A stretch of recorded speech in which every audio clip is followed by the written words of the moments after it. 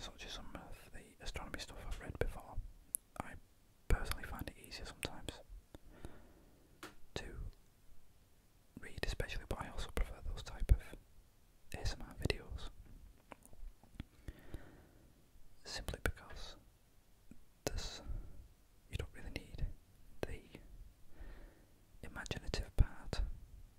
You're not trying to emphasise certain word phrases and emotions that you would obviously normally read in your own head, read in a book and things like that,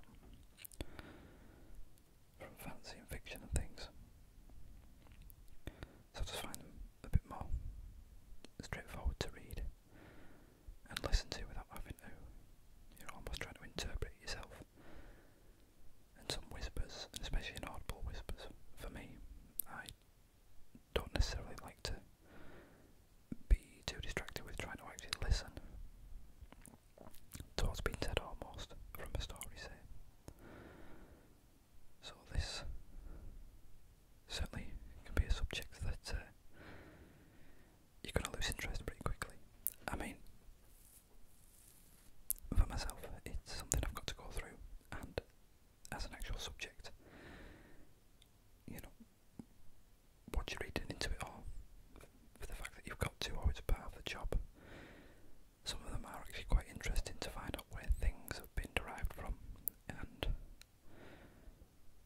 how certain things are worked out, where it actually came from, and the kind of research behind that. So it can be interesting, but as just a pure read, for any length of time, it can be rather dry. So I thought I'd just read some of it. It can be something to read, and as I say, try and do a bit of a whisper, inaudible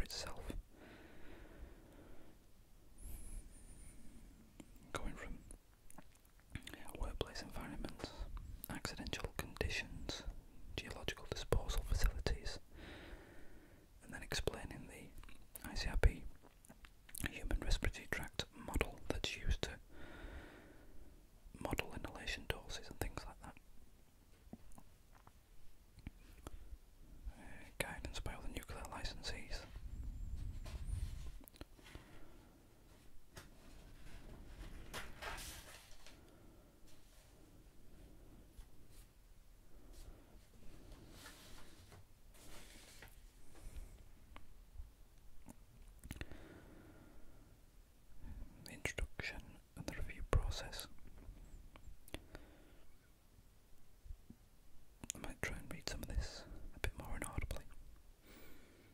Although I can see it being rather hard to keep the breath. Let's give it a try.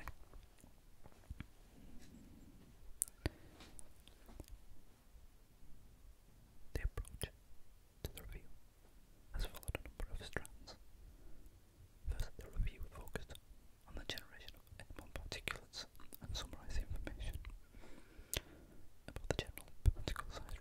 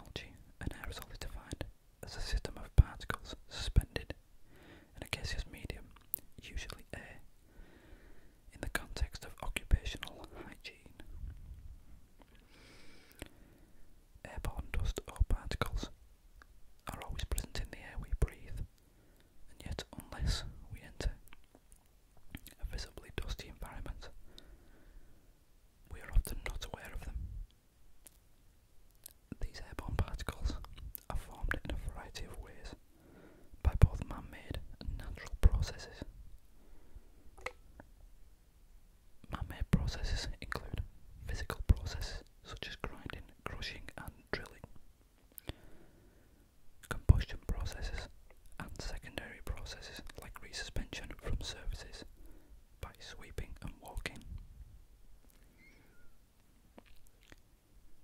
Within a nuclear workplace, airborne activity can be present due to minor releases of radioactivity caused by the migration of contamination through seals, small releases during posting and glove change operations, and later resuspension of this material.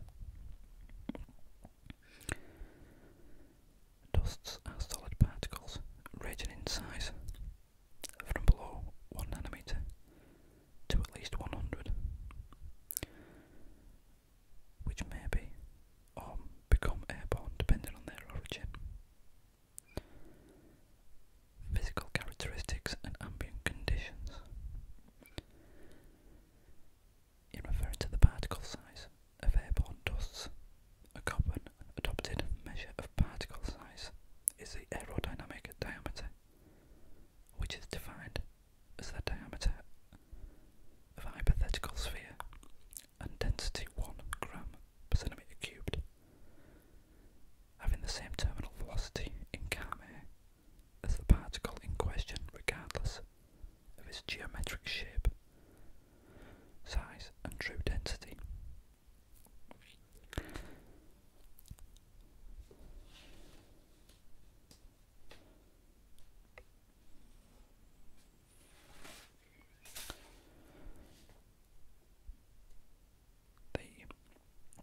The paper then references a few other studies and literature from earlier studies in nuclear workplaces. And a study here of a distribution of the measured AMECs for all workplaces.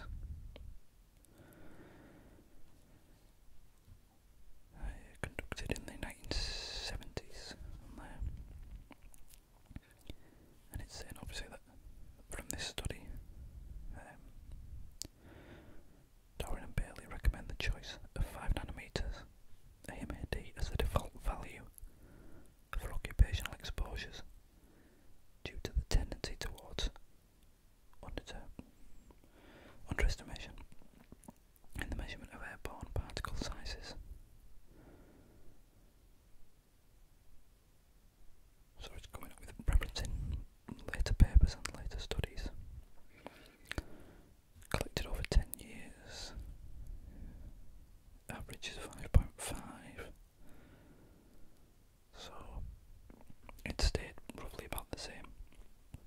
It says here, a large group of measurements across a wide range of industries gives confidence that the suggested figure of 5 nanometer AMEC is indeed typical of airborne particle sizes within nuclear workplaces in normal operating circumstances. The ICRP therefore recommends the use of 5 nanometer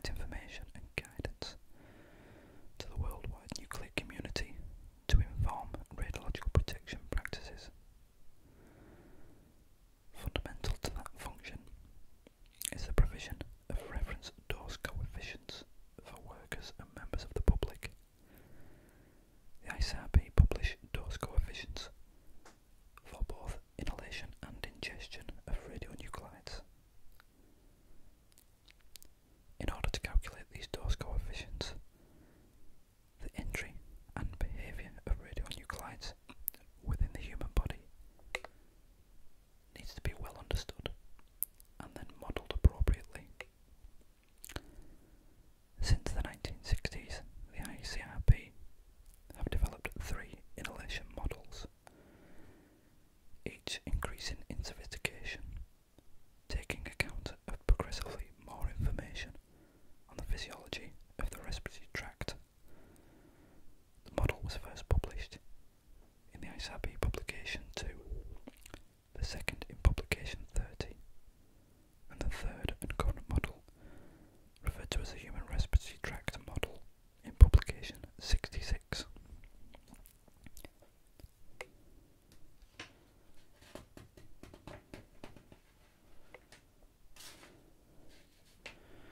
Now it can be seen showing the actual respiratory tract here with the different nasal passages, the actual lungs, explaining the actual respiratory tract itself, and then showing the regional deposition of inhaled 5nm AMEC in reference workers carrying out light work. So it's showing the percentage of deposition in the different areas of the tract.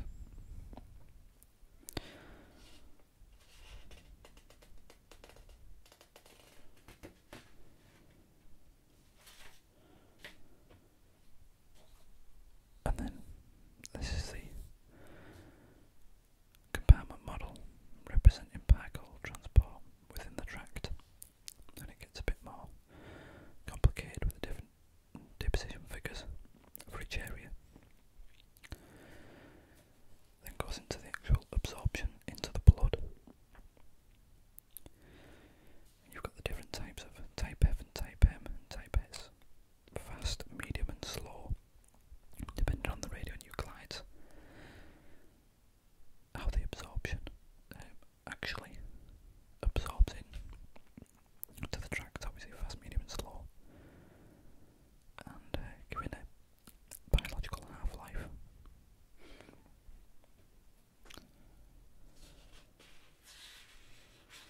References some more papers and research, the influence of particle solubility.